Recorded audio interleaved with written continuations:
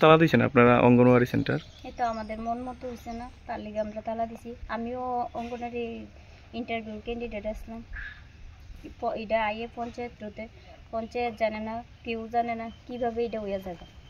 আর তার চাকরিটা কি পাইছে? বিউটিশিপ। ও, ইন্টারভিউ কতজন? 5 জন ছিলাম আমরা। আচ্ছা, তো আপনারা কি জানেন না মানে পঞ্চায়েত বডির কোনো সিদ্ধান্ত হয়েছে না, না? পঞ্চায়েত বডির কোনো সিদ্ধান্ত হয়েছে না। এমএলএ সাহেবের গোচরে আছে এই কথাটা? হ্যাঁ, তাই না জানি। কার থ্রুতে পাইছে চাকরিটা এই এটা বিউটিশিয়ান? তো ঠিক আমরা কইতে পারলাম না। এখন শিক্ষা দপ্তরে কে আছে চার্জে, বা কেউ না কেউ তো হেরে দিছে।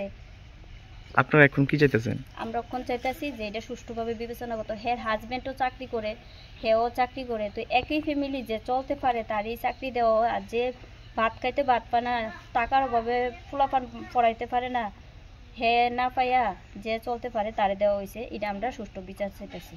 তো আজকে আপনার কি ভূমিকা ছিল, কি করছেন আজকে? আজকে কিছু করছি না, হয়তো আমরা পাড়াপড়শি মিলে তালা দেওয়া হয়েছে। আমরা এটা সুষ্ঠু বিচার লাগবো, কে দিল কি আসল বিষয়। আজকে কেন তালা দিতে চাইছেন? আজকে কেন? আজকে হেড জয়েনিং আসলো, তার লিগে তালা দিছি। এই সুষ্ঠু বিচার করতে হইব, কেমনে দিল পঞ্চায়েত জানে না, কোনো পঞ্চায়েত বডি জানে না কিভাবে কি হইল। কি নাম আপনার? আমার নাম মনিকা চক্রবর্তী। এই এলাকাটার কি আমার নাম? ঘরের সাথে স্কুলটা। আমার মেয়ে মাধ্যমিক দিব, এই ছেলে ক্লাস 6-এ পড়ে। আমার হাজব্যান্ড এই দিনমজুরের কাজ করে, ইলেকট্রিকের কাজ করে। আমার ভাত খাইতে ভাত পাই না। আমি এর আগেও এই হেল্পারের লিগে ইন্টারভিউ দিছিলাম, আমি পাইছি না। ওয়ার্কারের লিগেও আমি দিছি, আমি পাইলাম না। আমার দুঃখ যে যে যা সব কিছু আছে হে পায়, কিন্তু আমরা গরিবরা লিগে কোনো স্থান নাই। কে চাকরিটা দিল এদিকে আইতে হইব, আমরা সুষ্ঠু বিচার করতে হইব।